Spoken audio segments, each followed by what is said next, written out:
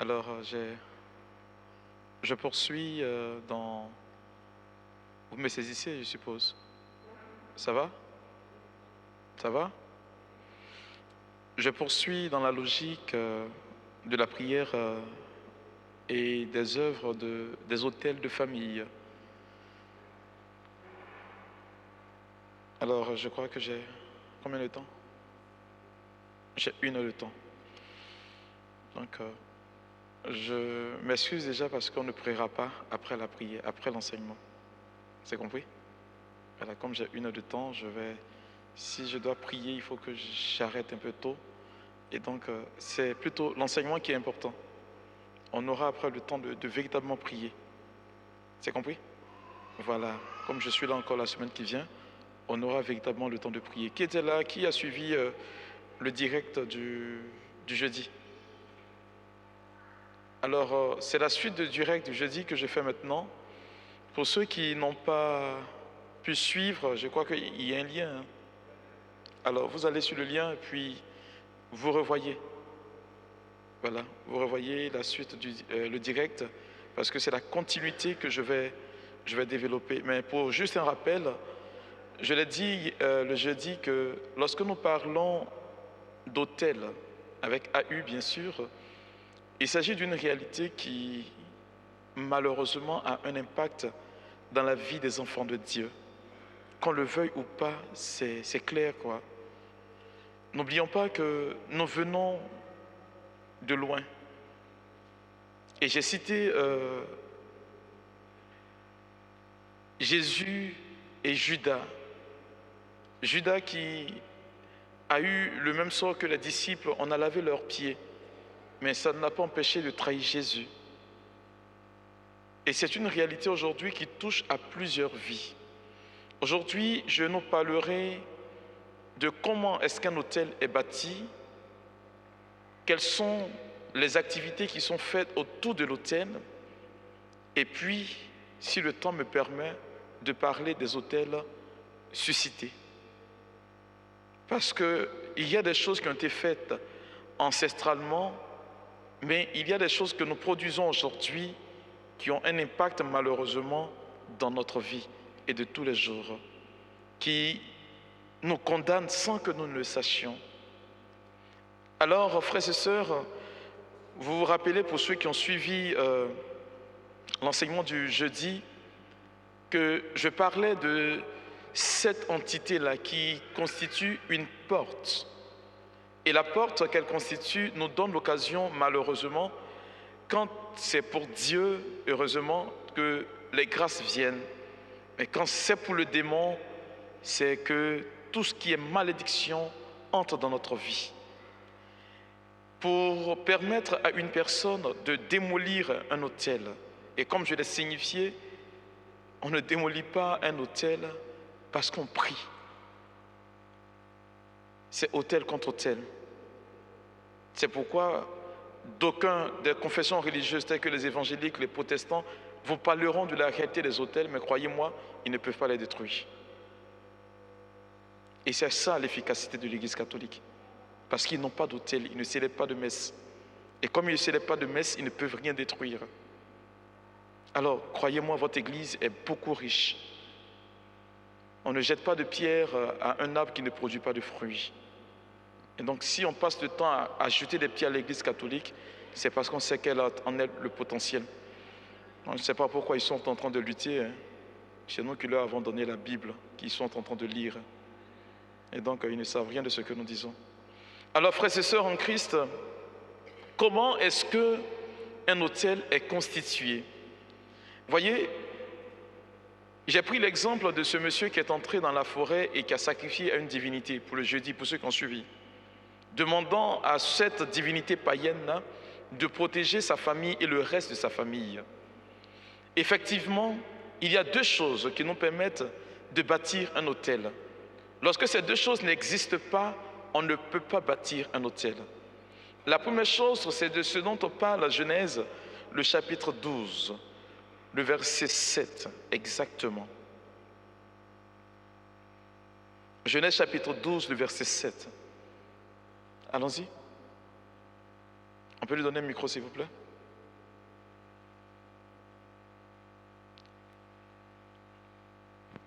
L'Éternel apparut à Abraham et dit, c'est à ta descendance que je donnerai ce pays. Abraham construisit là un autel en l'honneur de l'Éternel qui lui était apparu. Alors, je voudrais commencer par déjà enlever de votre esprit des informations qui sont assez fortes. Beaucoup de personnes ont tendance à dire que lorsque je fais une libation, c'est que je suis en train de bâtir un autel. C'est archi faux. Un autel ne se bâtit pas avec de l'eau ou de la boisson. Une libation dans nos coutumes, ce n'est rien d'autre que l'invocation de nos ancêtres. Et les ancêtres, ce n'est pas n'importe qui. Ce sont des gens qui ont bien vécu et qui, pour nous, sont des modèles. C'est ceux-là qu'on invoque. Et donc, les histoires de dire qu'on fait des libations et que nous invoquons la manne des démons, c'est archi faux. Là, on nous dit que Dieu apparut à Abraham et qu'est-ce qu'il fait? Il dit, Dieu dit. La première des choses qui permet à un autel d'exister, c'est la parole. On ne bâtit pas un autel sans parole. Parce que la parole engage la personne qui parle. La parole donnée peut être matière pour toi demain d'accusation. Quels sont ceux qui ont fait un peu de droit? Il est dit dans le droit que, pour ceux qui ont déjà regardé un film où il y a des policiers qui arrêtent des individus, un policier qui arrête un individu, alors on dit quoi? Il dit quoi? Tu as le droit de garder le... Tout ce que tu diras sera retenu contre toi. Et c'est pareil dans le monde spirituel. En droit, on vous dit ceci, que la parole donnée est un acte juridique capable de t'innocenter ou de te culpabiliser. N'est-ce pas? C'est pareil aussi pour le monde spirituel. Vous voyez, lorsqu'une personne ne parle pas, on ne peut pas lui imputer une responsabilité. Pour qu'un autel soit bâti, il faut qu'une parole soit donnée. Et c'est la parole qui est donnée qui constitue la matière de base. Autrement dit, le lieu d'une accusation demain. Si je ne donne pas de parole, on ne peut pas venir dire que j'ai fait ci ou j'ai fait cela. Non. Que j'ai dit ceci ou que j'ai dit cela, ça ne peut pas m'incriminer. Alors vous allez voir que pour bâtir un autel, là, le Seigneur dit, c'est à ta descendance que je donnerai ce pays. C'est ce que Dieu va dire qui va constituer la base légale pour que Abraham bâtisse d'abord un autel. Sans parole, il ne peut pas exister d'autel. C'est la raison pour laquelle vous trouverez dans les membres de vos familles qu'il y a des autels qui ont été bâtis et qui portent une signification particulière. Et lorsqu'un autel est bâti, la parole donnée, en réalité, c'est que la personne qui vient pour bâtir un autel parle. Quand elle parle, elle fait des déclarations. Quand elle fait des déclarations, elle jure. Elle s'engage et finit par engager toute sa descendance. C'est-à-dire que vous n'avez pas été là, mais ce que vos aïeux ont fait par le passé est capable de vous rattraper. 1 Pierre, le chapitre 1er, le verset 18. 1 Pierre, chapitre 1er, le verset 18. Beaucoup de personnes aujourd'hui, vous allez voir que vous vivez des choses qui vous incriminent et qui vous condamnent parce qu'un ancêtre par le passé a dit des choses sur un autel ou sur un fétiche.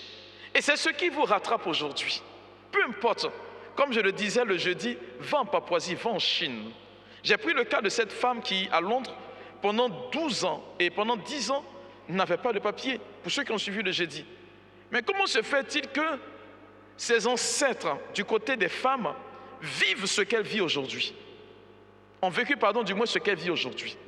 D'où vient ce fait-là? S'il n'y avait pas de parole qui condamnait. Lis, s'il te plaît. Vous le savez, en effet, ce n'est pas par des choses corruptibles comme l'argent ou l'or que vous avez été rachetés de la manière de vivre dépourvue de sens que vous avez transmise vos ancêtres. Point. Vous voyez, il a dit ici clairement que ce n'est ni par des choses corruptibles, or ou argent, que vous avez été rachetés de cette manière de vivre, mais qui est futile, dépourvue de sens que vous ont transmise vos ancêtres. Ce qui veut dire que dès le moment où tu entres dans la lignée d'une personne, tout ce que tu as, tout ce que cette personne a fait de bien ou de mal, tu en hérites tout simplement. Quelqu'un me suit?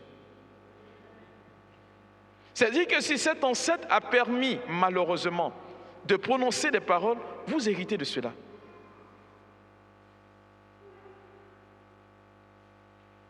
Amen, amen. Ce n'est pas le fait de dire que je suis baptisé ou je suis ceci ou que je suis cela. Vous héritez d'abord de cela. C'est la raison pour laquelle vous trouverez que dans l'Église, lorsqu'on parle de sacrement, on nous définit le sacrement comme quoi?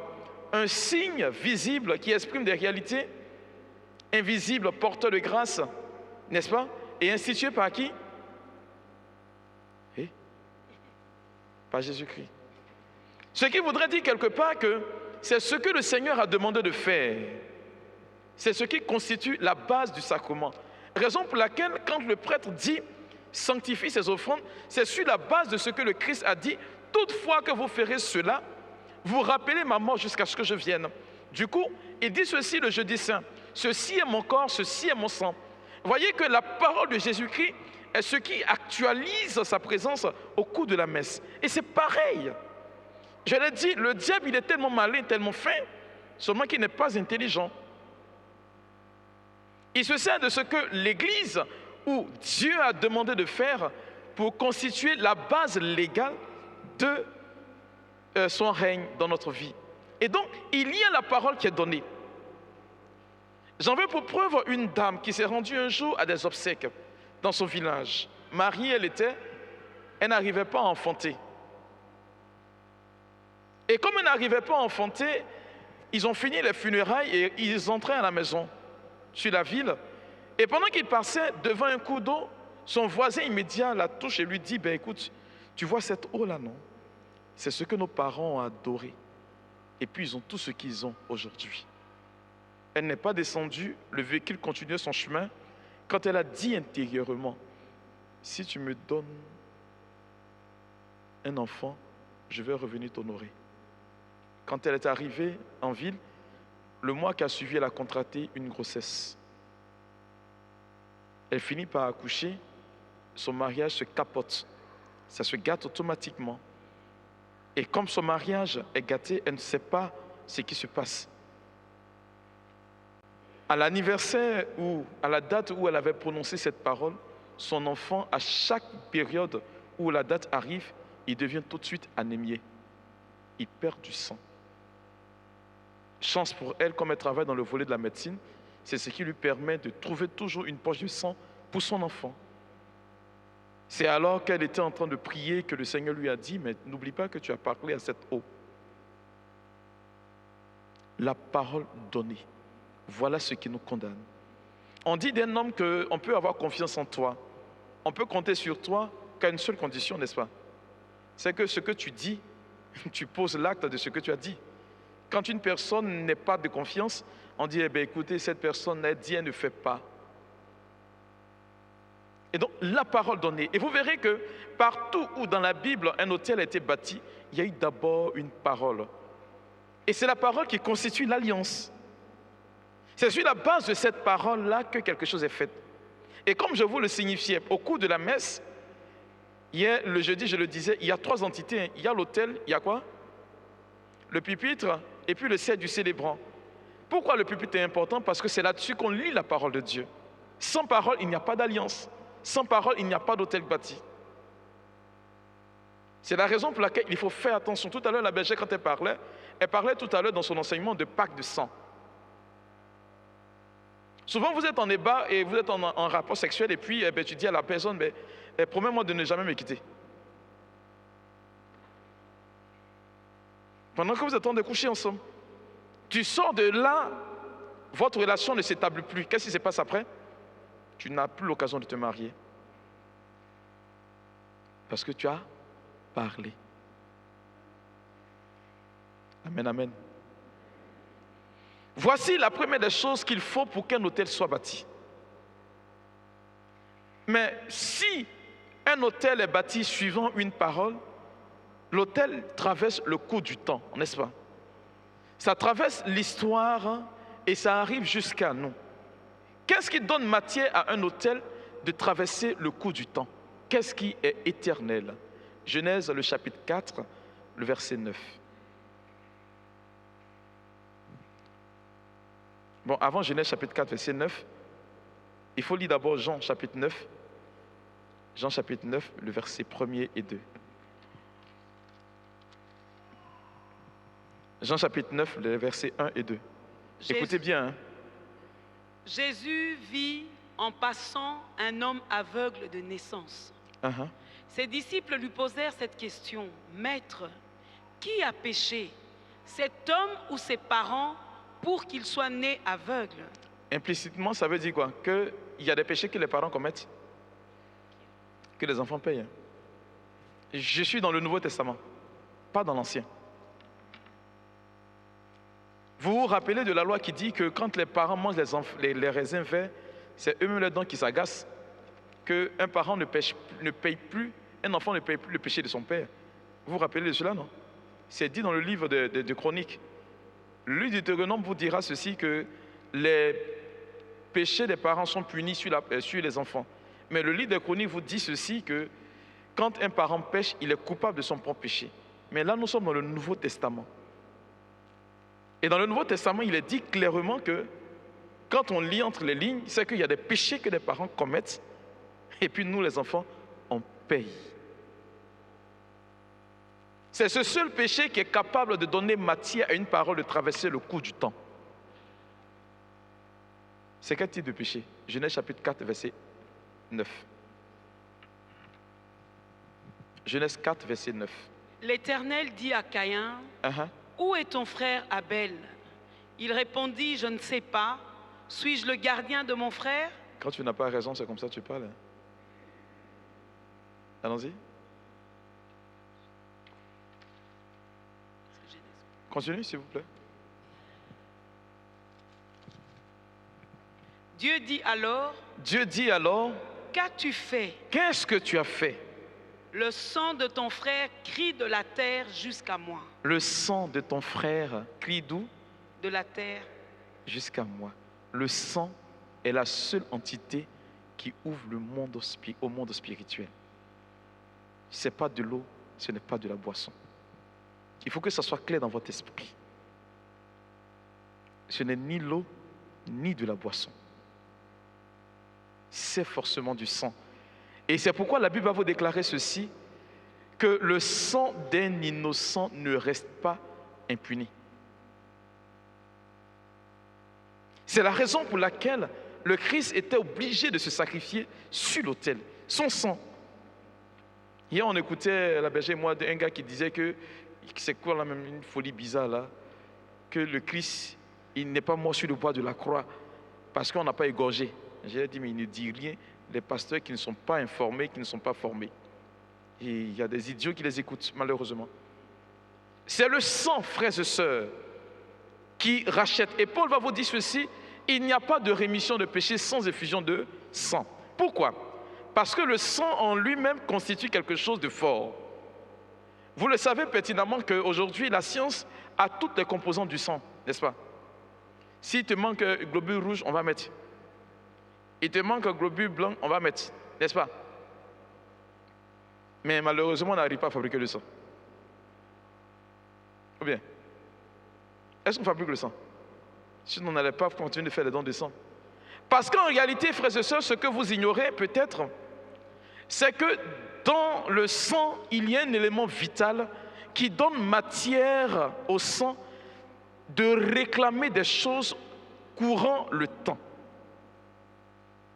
C'est de ce dont le Seigneur nous dit en Genèse que lorsque le corps de l'homme était inerte et sans vie, il a fait quoi? Il a soufflé, le souffle de Dieu. Voilà ce qui donne mobilité au sang. C'est pourquoi lorsque le sang verse quelque part d'un innocent, il n'y a rien à faire. Il y a forcément une réclamation. Et pour bâtir un autel, il faut en plus de la parole, le sang, le sacrifice. Amen, amen. Et on vous dit ceci, que la puissance d'un autel est fonction du sacrifice qui est fait sur l'autel. Ah, d'aller doucement. Vous ne m'entendez pas, je suis rapide. C'est un peu trop rapide. Donc, c'est à quelle partie je reprends? Pardon? Donc, je vais doucement. Et donc, je vous disais ceci, frères et sœurs, que c'est le sang qui permet normalement à un autel d'exister à travers le temps. Rappelez-vous, quand Jacob est parti se coucher, l'autel de son aïeux Abraham avait été bâti. Jacob n'était pas encore né. Mais comment est-ce que Jacob a pu savoir que là, c'était un lieu redoutable? C'est parce qu'il y a un autel qui est bâti là. Et comme l'autel a été bâti, c'est le sang qui s'est propagé, qui a donné matière à la parole que le Seigneur a libérée de traverser le cours du temps.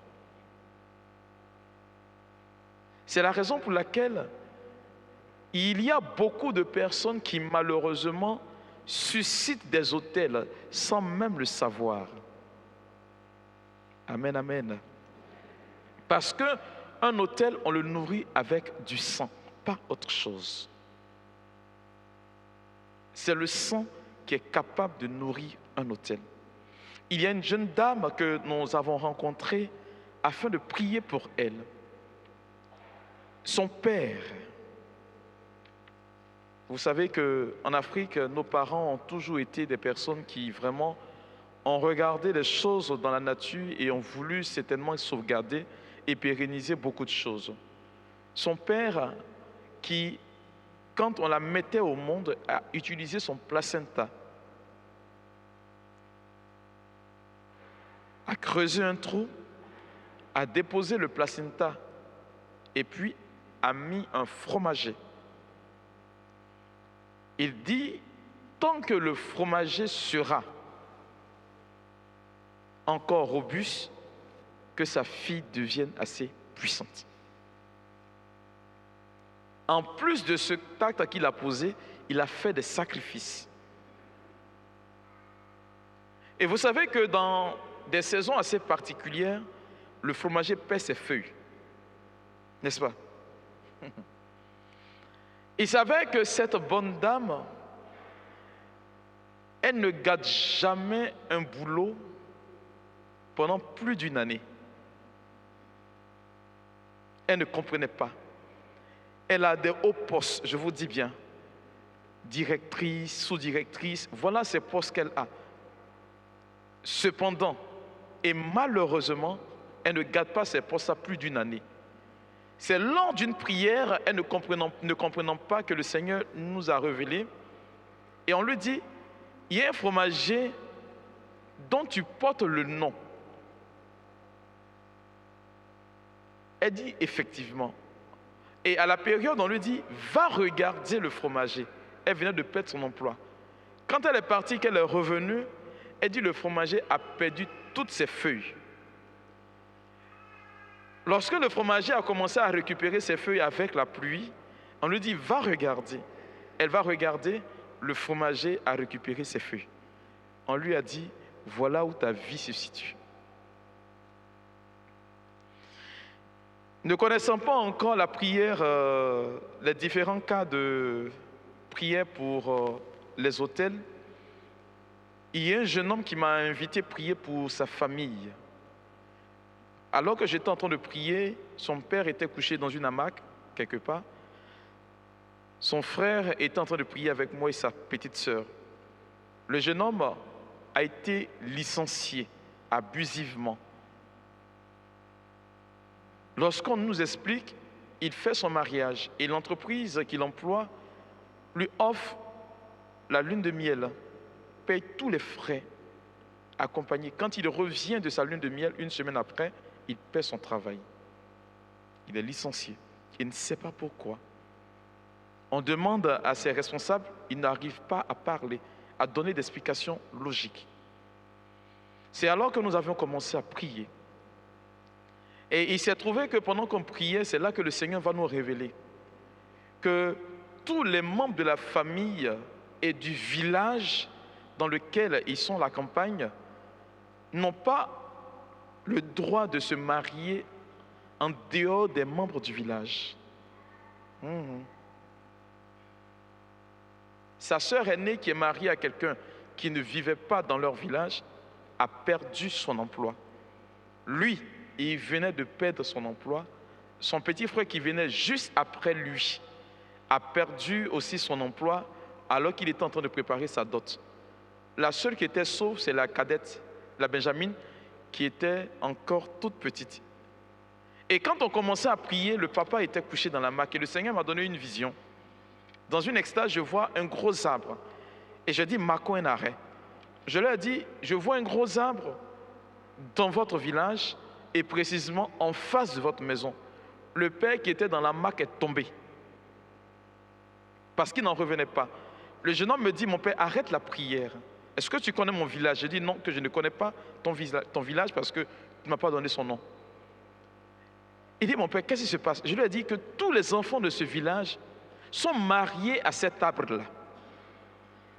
C'est dit qu'ils doivent se marier entre eux. Effectivement, le fondateur de leur village a scellé un pacte à travers cet arbre-là. C'est pourquoi on appelait l'arbre à palabre.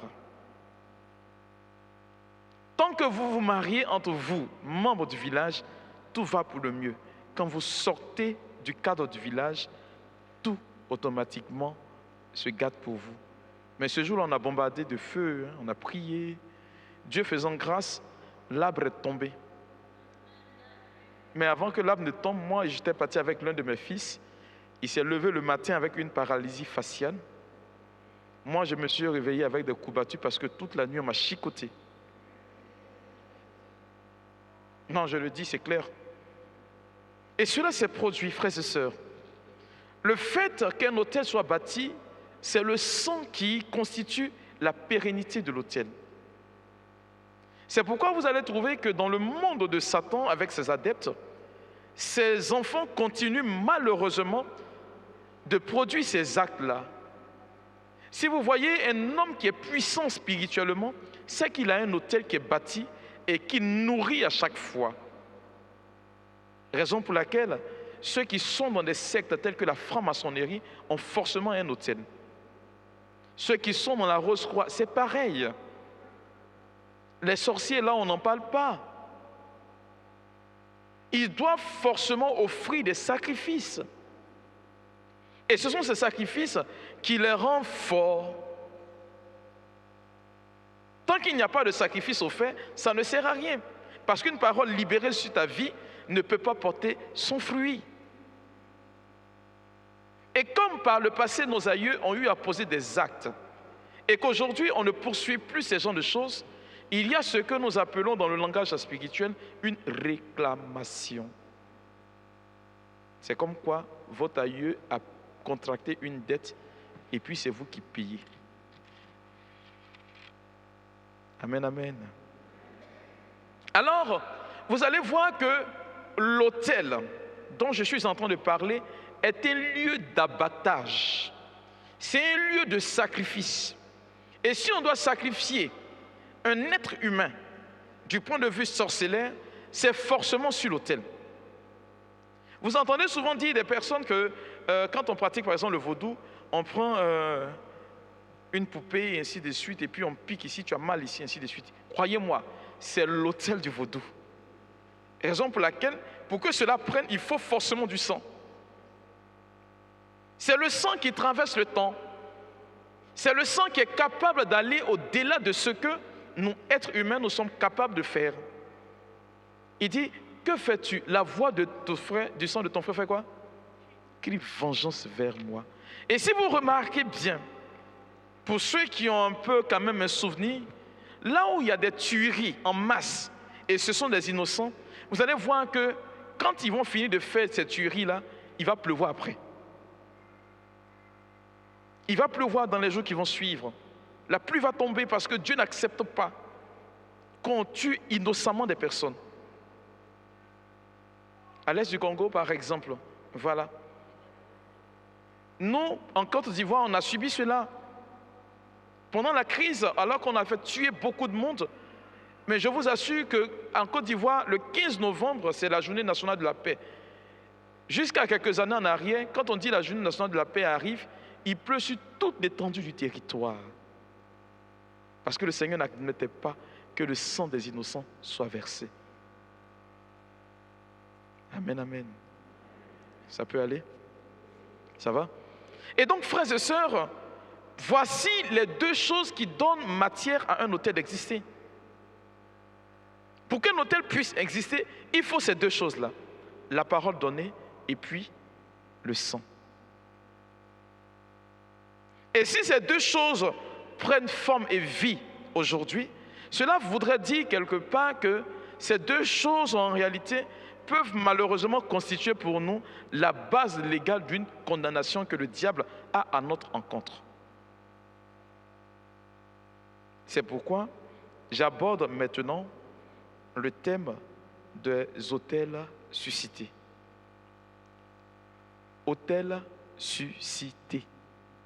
C'est-à-dire que autel que nous-mêmes on a bâti. Il y a ce que nos aïeux ont fait par le passé, et puis il y a ce que nous-mêmes nous faisons. Suscité. J'entendais tout à l'heure la bergère dire, écoute, les rapports sexuels. Vous savez que c'est le lieu d'un autel? C'est le lieu d'un autel. 1 Corinthiens 6, verset 16.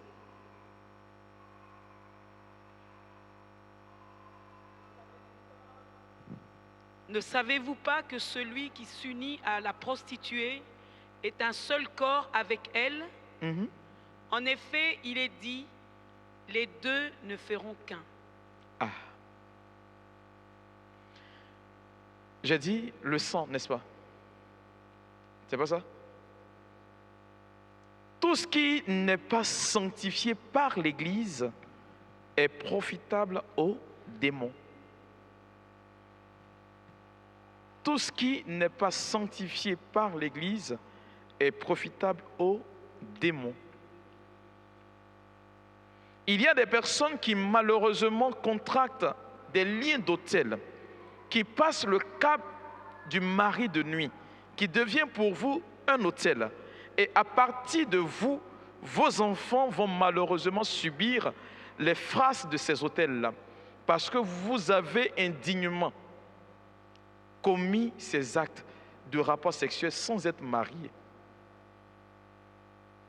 Parce que dans les rapports sexuels, il y a transmission de sang.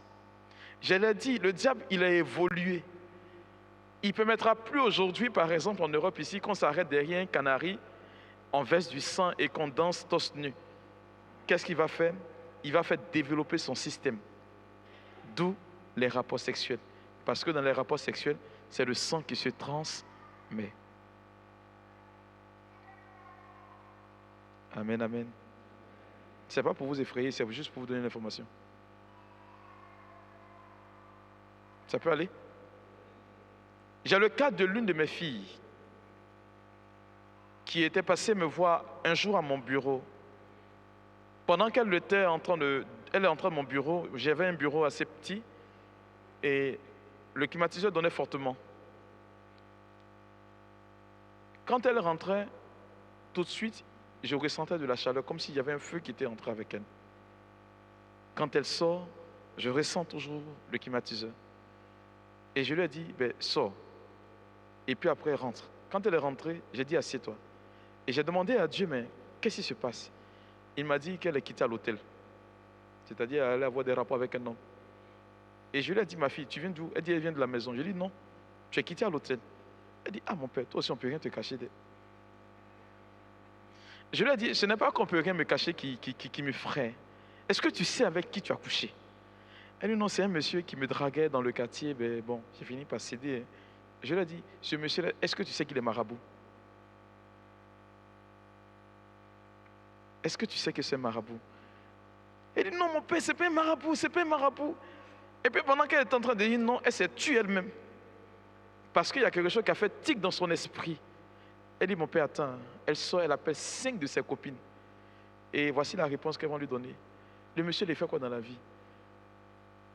Est-ce que c'est un marabout? Et ces 5 copines vont lui répondre, c'est maintenant tu sais qu'il est marabout. C'est-à-dire qu'elle, elle le savait. Aujourd'hui, je vous parle, si je lui dis, viens, on va bavarder, elle va venir. Allons à une prière, elle ne viendra jamais. Elle ne peut pas. Parce que malheureusement, elle a bâti là un hôtel. Elle se retrouve aujourd'hui avec 3 enfants de pères différents et qui sont que des hommes mariés. Elle n'a pas de relation stable au point où elle s'est dit tout simplement que, bon écoutez, moi je ne me marie plus. Les rapports sexuels, malheureusement, sont le lieu d'un contact avec les forces des ténèbres. C'est pourquoi vous allez voir qu'il y a des personnes qui ont des fantasmes érotiques qui, malheureusement, suscitent des autels. Vous voyez, lorsque vous partez, par exemple, coucher avec une dame, une jeune fille, alors que les rapports sexuels ne sont pas bénis, il y a des gens qui vont malheureusement aller au bord de l'eau. Non, c'est un cadre paradisiaque. Mais si cette eau est adorée, vous avez une union devant cette eau-là. Et toutes les paroles que vous serez en train de dire, ces paroles vont demain aller contre votre vie.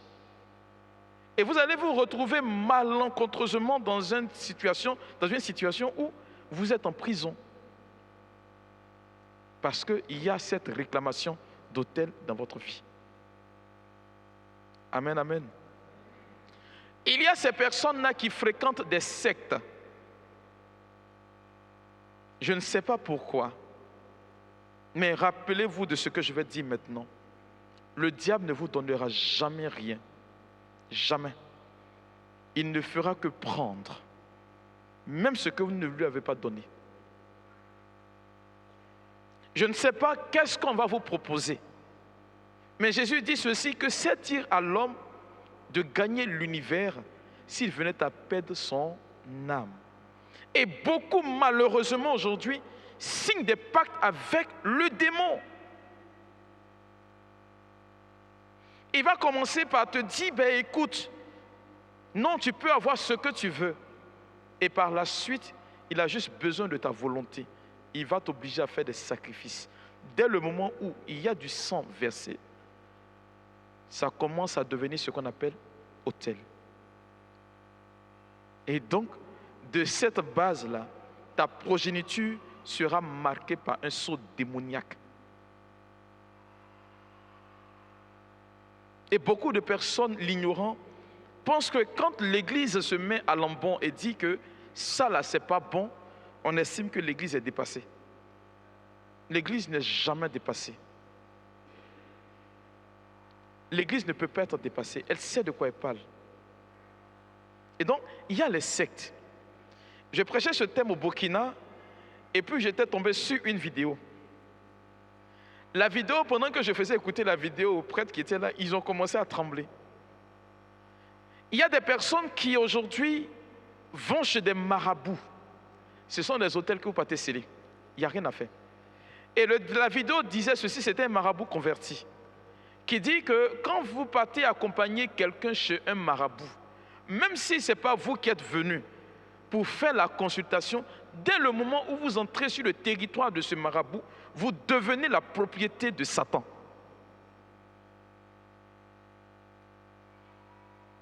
Et donc le diable peut se permettre de vous manipuler comme il le veut. Il dit, dès que tu entres automatiquement dans la case du marabout, que tu vas chez un féticheur, et croyez-moi, ils sont tous dans la même équipe. Féticheurs, sorciers, marabouts, ce sont des adeptes de Satan. Il n'y a rien à faire. Et donc, il y a des choses que vous ne devriez pas faire. Et malheureusement, aujourd'hui, on le fait. Et comme on le fait, ça ne marche pas. Il y a des hôtels, par exemple, suscités par nous-mêmes. Vous partez, par exemple, en Afrique, c'est commun, à une fête, par exemple, de génération, où derrière cette fête de génération, il y a un aspect culturel qui est là.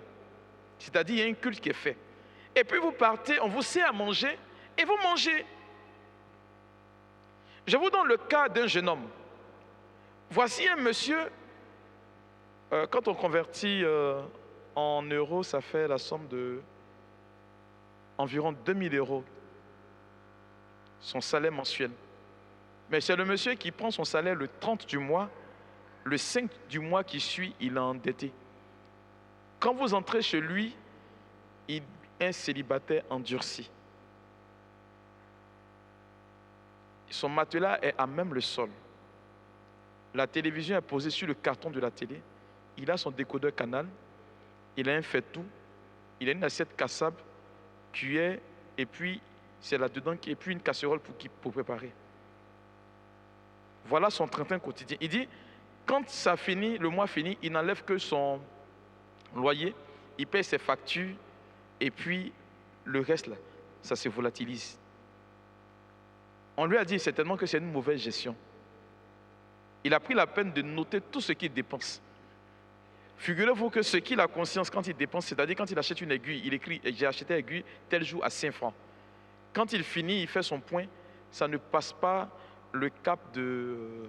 comment est-ce que je peux convertir ça en euros 150 euros.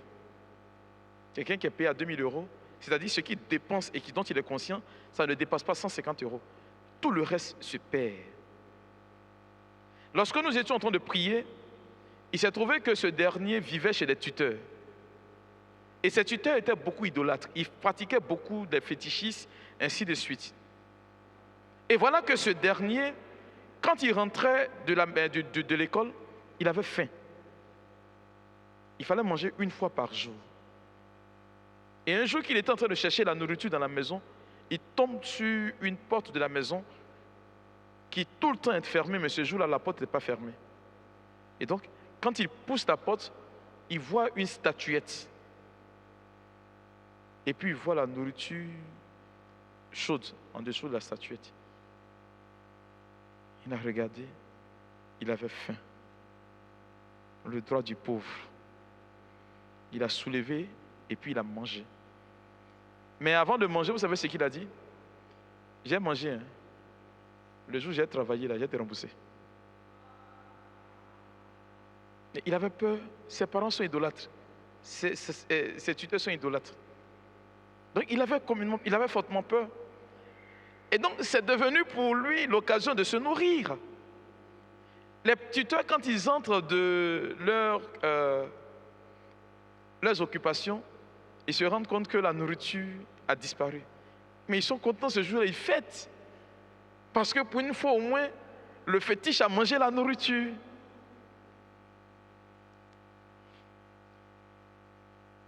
Et donc ça s'est passé. Donc lui, le jeune homme, le jour il n'est pas là qu'il n'a pas mangé, les tuteurs sont tristes. Mais quand il est là qu'il mange, ils sont contents.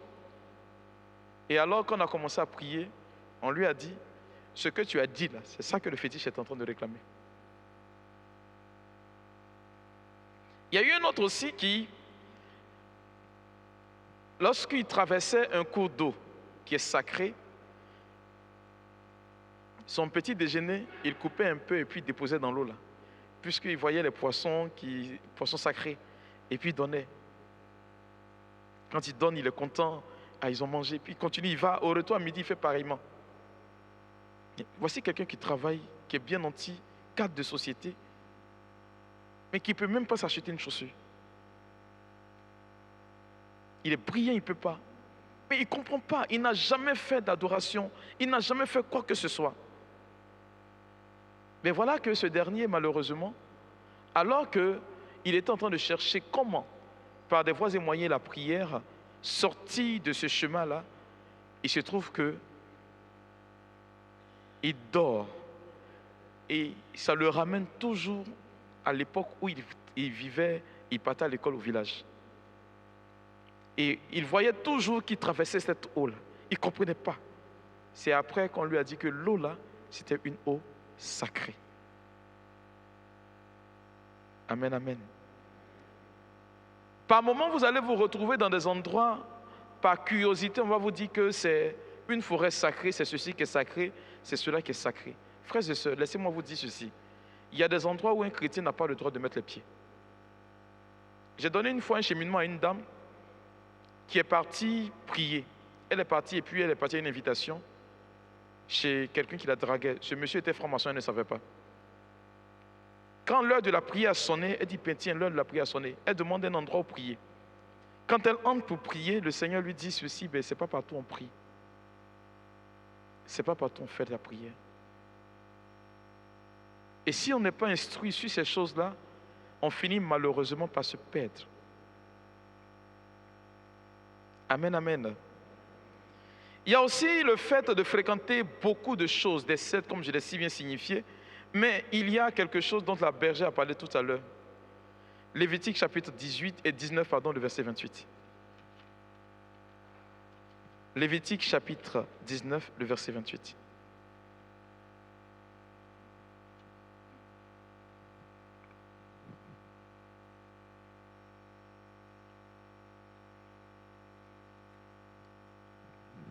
Vous ne ferez pas d'incision sur votre corps pour un mort, et vous ne ferez pas de tatouage. Je suis l'Éternel. Vous savez pourquoi Dieu dit cela? Il n'y a pas longtemps, l'ancien président des exorcistes, vous le connaissez, le père Gabriel Amorth, il disait ceci: tous ceux qui se sont tatoués le corps deviennent la propriété de Satan. Il ajoute ceci en disant ceci que c'est pourquoi vous allez voir que ceux qui ont des tatouages ont un caractère belliqueux. Ils sont agressifs parce qu'ils sont manipulés par le démon.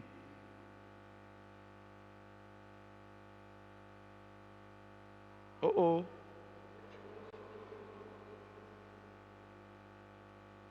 Ça peut aller? C'est pas moi qui l'ai dit, c'est écrit, c'est biblique.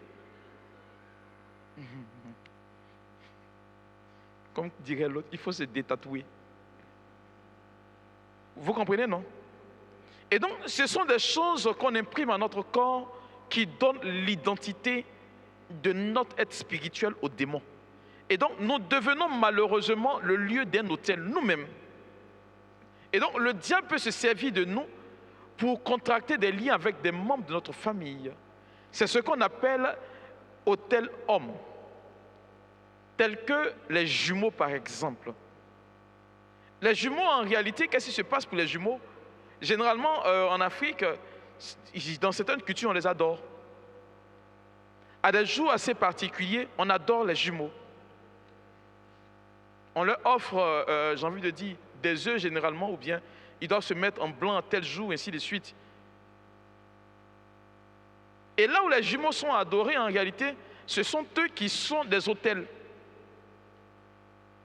On n'offre plus de sacrifice à la divinité païenne, mais c'est à eux qu'on offre des sacrifices.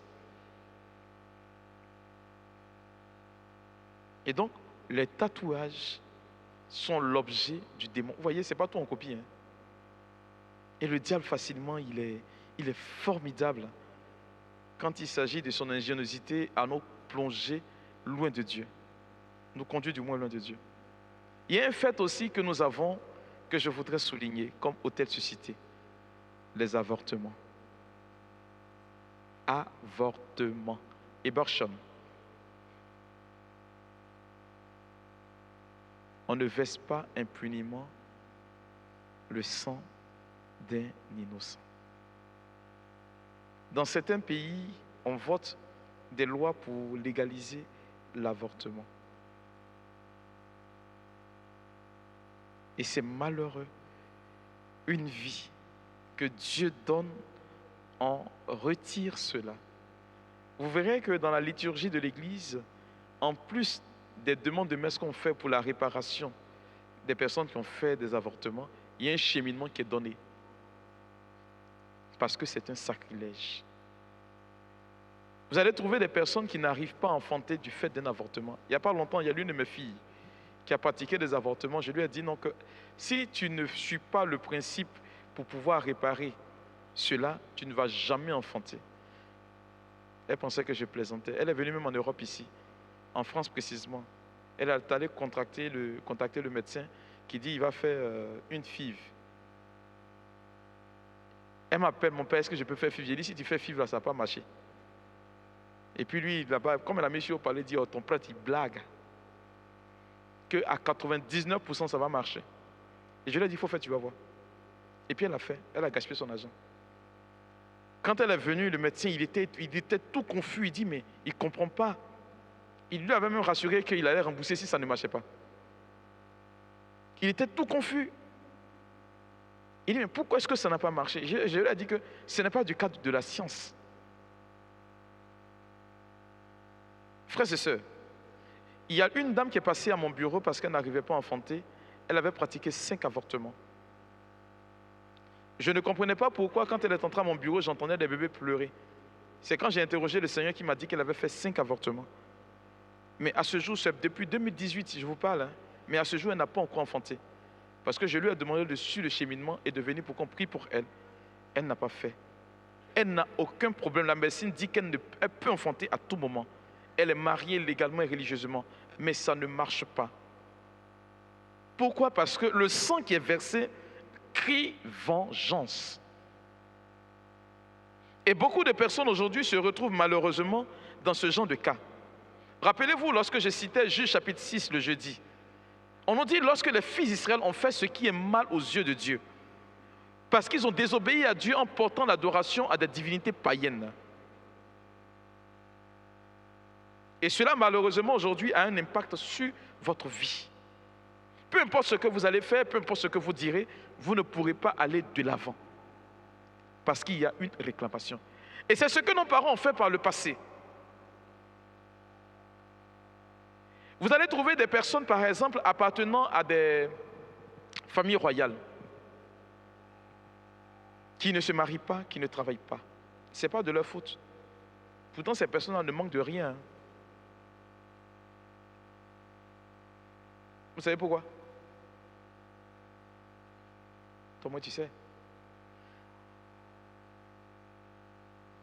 Est-ce que vous savez que dans la royauté ou dans la chefferie, dans un village ou dans une campagne, celui qui a le plus gros des fétiches, ce n'est pas le sorcier ni le féticheur du village? Vous le savez? C'est le roi. C'est le roi ou le chef. C'est lui qui a le plus gros des fétiches. Effectivement, parce qu'on ne s'assoit pas sur le siège royal sans qu'il y ait effusion de sang. Et ce n'est pas n'importe quel type de sang, c'est le sang d'un innocent. J'ai fait la rencontre d'une jeune dame qui ne comprenait pas parce qu'elle est chrétienne.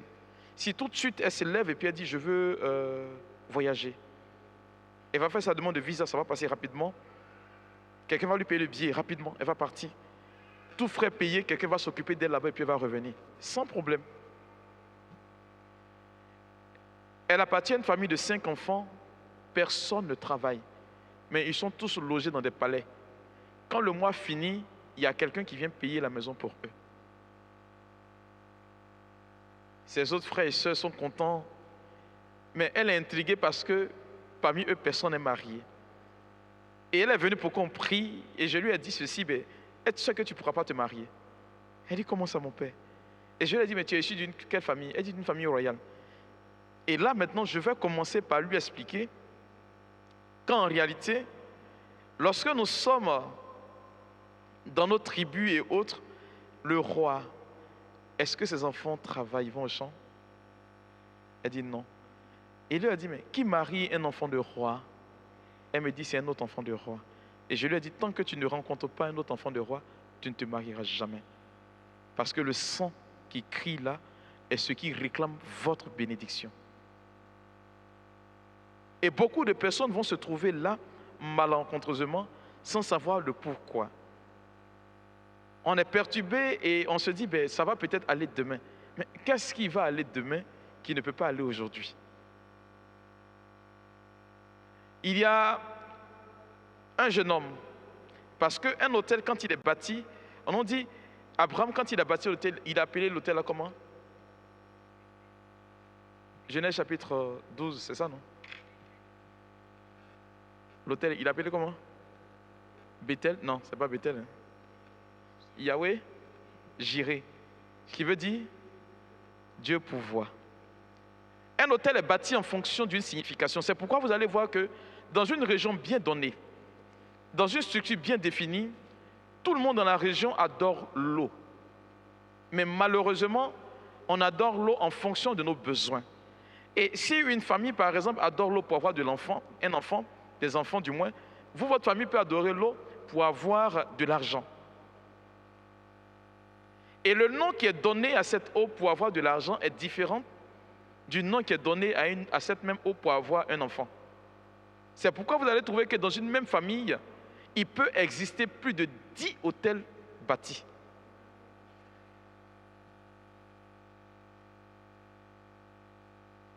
Et lorsque vous ne reconnaissez pas ces choses-là, vous n'arrivez pas à les identifier, vous allez beau prier, vous allez rester à la périphérie de votre bénédiction. Christ est venu pour que vous ayez la vie et que vous l'ayez en abondance. Il est venu pour que vous soyez bénis et que votre bénédiction arrive à son achèvement. La première fois que je prêchais sur ce thème, j'ai rencontré un jeune homme lors d'une retraite. Son nom signifie que le nom de famille qu'il porte signifie on est mouton. C'est dans le patois, en patois en Côte d'Ivoire. On est mouton, mouton, mouton, brebis. On est mouton, mouton. C'est ce qui a fait l'ingéniosité sur nos parents. Parce qu'ils se permettaient, heureusement pour nous, de pérenniser ces choses-là. Et il a dit, mon père, mais j'ai l'impression que le nom a un impact sur ma vie. J'ai dit, comment ça? Il dit, je peux être en train de faire quelque chose d'important. Et puis une personne va me demander de laisser cette chose pour l'accompagner, je vais laisser. Et dans notre famille, tout le monde vit pareillement. Je lui ai dit, oui, ce n'est pas faux. C'est pourquoi vous verrez que dans la Bible, le nom a forcément un impact sur la vie de la personne. Si tu appelles quelqu'un bébé, la personne va toujours ressembler à un bébé. Il va toujours agir comme un bébé. Parce que le nom a forcément un impact. Moi, partout où je vais, je suis bienvenu. Et c'est normal. Mais le jeune homme me dit, mon père, voilà ce qui se passe. Je l'ai dit effectivement. Et lorsque nous sommes remontés de fil en aiguille, il s'est trouvé que ce jeune homme en question, son père, son aïeux à l'époque qui a porté le premier nom, était le sacrificateur du roi. C'est dit que c'est lui qui faisait des sacrifices pour le roi. C'est lui qui faisait le sacrifice pour le roi.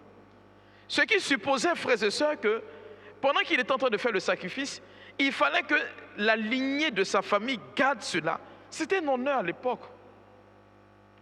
Du coup, il porte le nom qui signifie qu'on est mouton. J'ai l'un de mes cousins.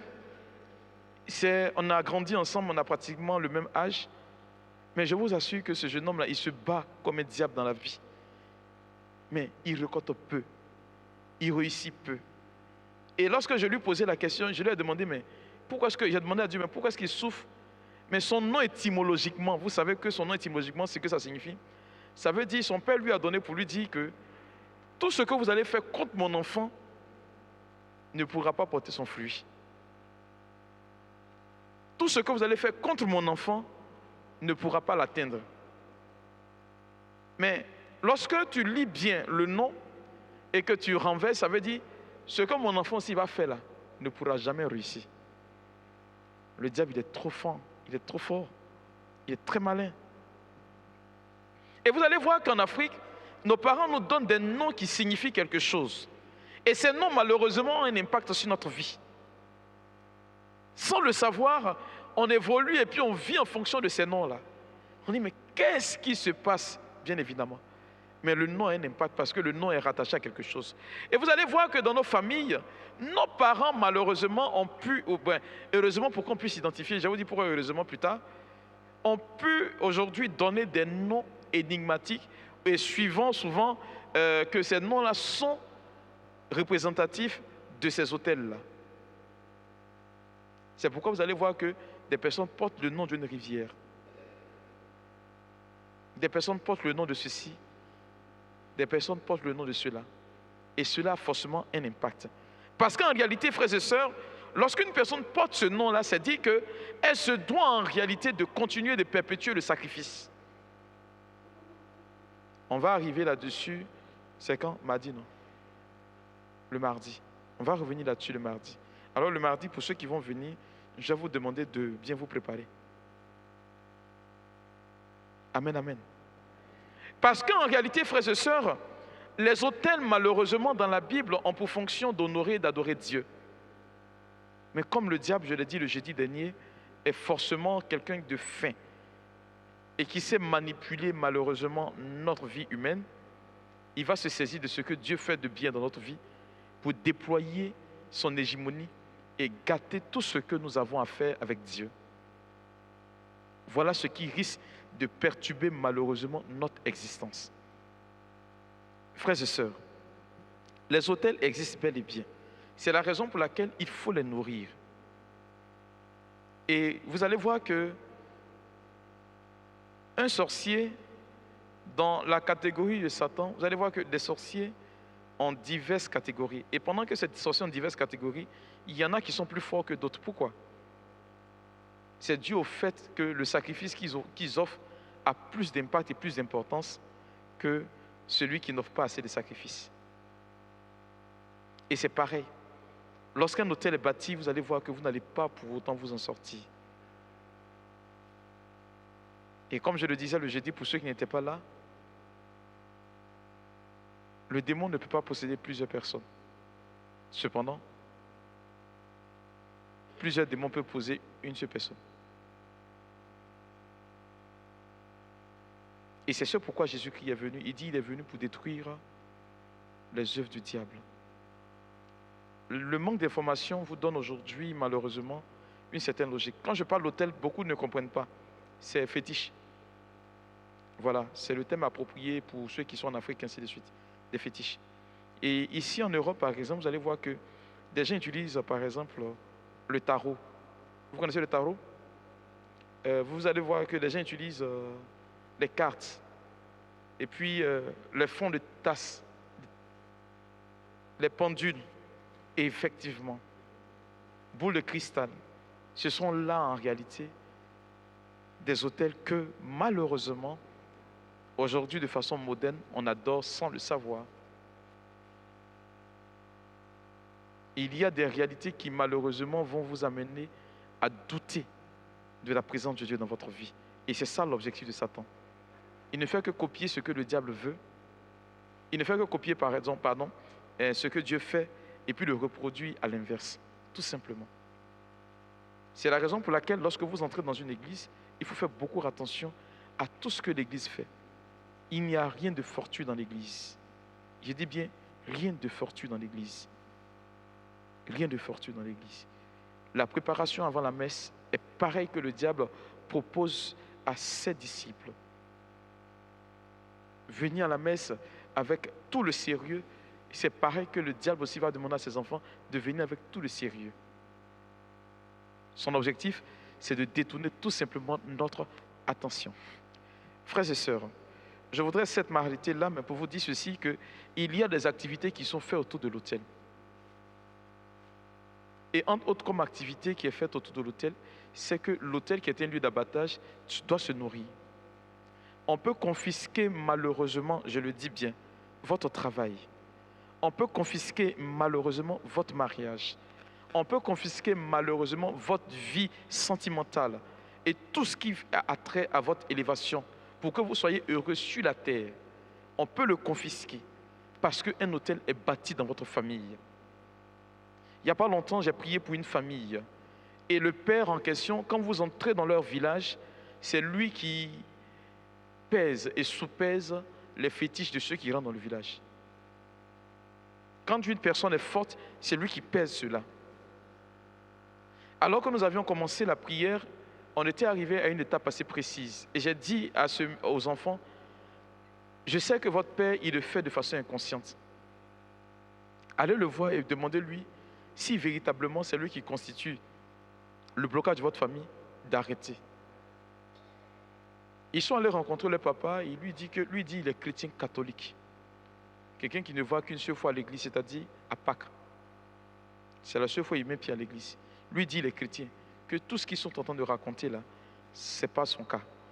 Quand on a poursuivi la prière, je leur ai dit, allez lui dire que si c'est vraiment lui, il risque de laisser sa vie à l'intérieur.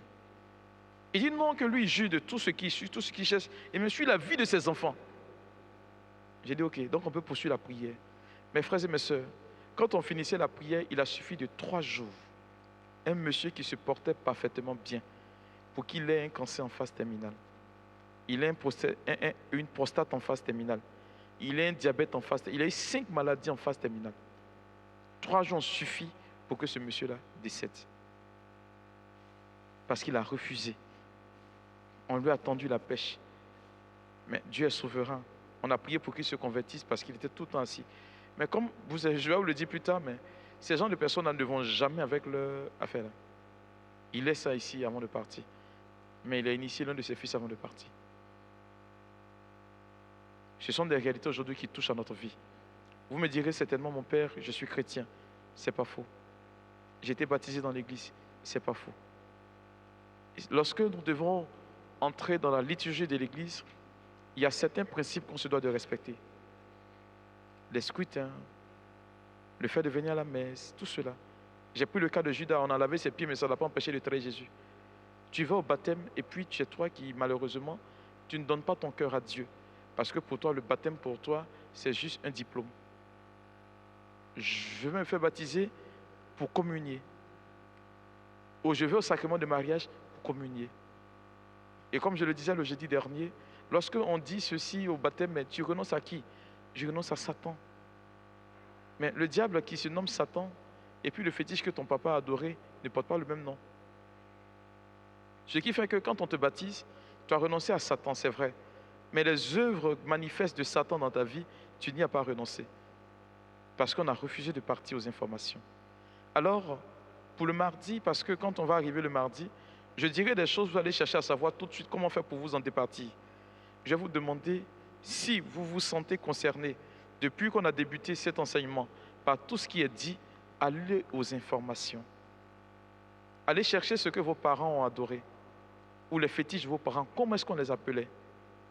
Il faut avoir le nom. Parce que je ne peux pas démolir et tuer un ennemi si je ne sais pas d'où est-ce qu'il vient. Allez le chercher. Les totems issus de vos différentes familles, parce qu'un totem est forcément issu d'un autel. C'est quelque chose de sacré qu'on ne touche pas. Du coup, si on ne touche pas cette chose sacrée, c'est qu'il y a un interdit. S'il y a un interdit, c'est dit quelque part que c'est parce que c'est adoré et que c'est précieux pour chacun d'entre nous. Donc, il faut revenir à ces différentes choses-là pour pouvoir réellement avancer. Je le dis et j'insiste là-dessus. Il y a des familles qui sont revenues à la charge parce que quand on a commencé, elles ont refusé d'aller aux informations. On a fait les prières et pendant qu'on avançait, le Seigneur leur indiquait que ce n'étaient pas les autels qu'il fallait démolir. Donc si on ne sait pas, on ne peut pas. Alors, désolé pour ceux qui vont dire que je n'ai personne sur qui compter, à qui demander. Désolé, il faut aller chercher. J'ai l'une de mes filles qui devait chercher cet hôtel-là. Elle a trouvé. Pendant qu'elle était venue me voir, elle me dit sa sœur a refusé de lui donner le nom des hôtels, de tout ce que ses parents adoraient comme fétiche. J'ai dit ok. Je lui ai dit va demander à Dieu, prie, et puis dors. Elle a dormi, le Seigneur lui a donné un nom. Entre-temps, la veille, elle avait appelé sa sœur dit qu'elle ne connaissait pas les hôtels. Le lendemain, elle appelle sa sœur et dit mon père, est-ce que tu connais tel nom? Sa sœur qui avait son téléphone collé à son oreille a laissé tomber le téléphone. Quand elle soulève le téléphone, elle dit mais qui t'a communiqué ça? Elle dit je dormais et puis il a demandé à Dieu, il m'a indiqué. Sa sœur lui a fait la liste saisie de 2 feuilles A4 du nom des fétiches adorés par les membres de sa famille.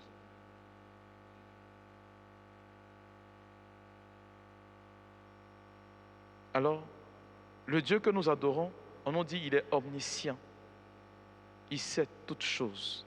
Donc, si vous avez besoin de démolir ces hôtels-là, que vous lui demandez, il va vous indiquer cela. Que le Seigneur vous bénisse.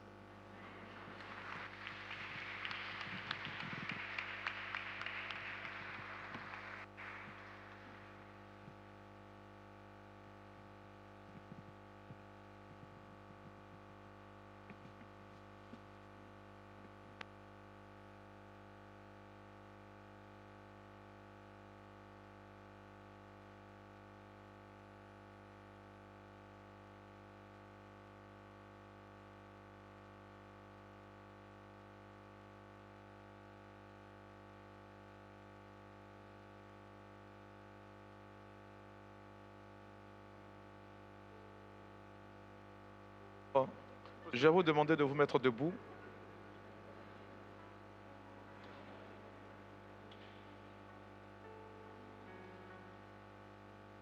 Alors, si vous vous mettez debout, je vais simplement vous confier à la miséricorde de Dieu.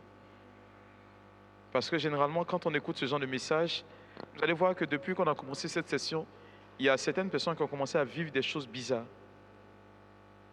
Et c'est normal. Le diable n'aime pas qu'on le dévoile. Et quand tu dévoiles les choses du démon, c'est sûr et certain qu'il se manifeste. Et s'il se manifeste, il ne va pas vous laisser tranquille. Je me rappelle, j'étais au Burkina pendant que je donnais cet enseignement. Pendant que je parlais, il y avait une dame qui était dans la salle là-bas, à côté d'un baf, qui a dit, mais écoute, tais-toi, tu me fatigues là. Qu'est-ce que tu racontes là? Je ne veux pas t'entendre, tais-toi. Les pères qui m'avaient invité étaient surpris. Je leur ai dit, mais vous n'avez rien vu.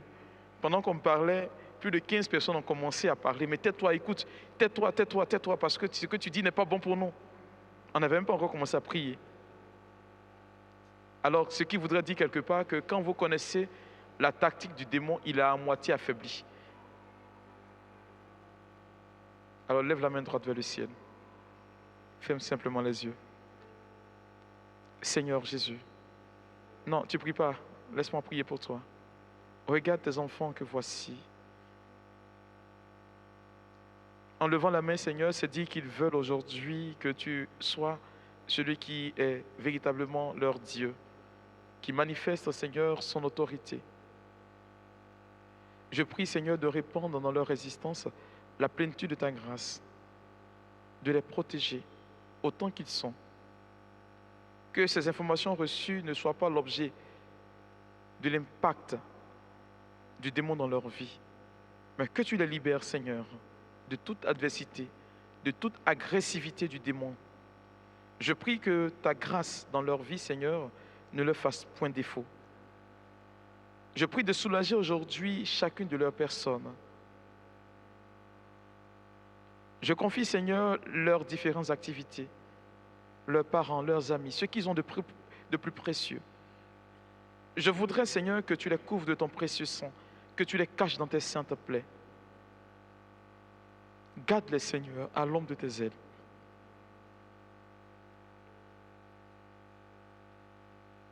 Permets que ton esprit les accompagne. Pour ceux qui seront en train de rechercher ces différentes choses, aide-les, Seigneur, à véritablement vivre en accord avec toi. Tu es Dieu pour les siècles sans fin. Amen.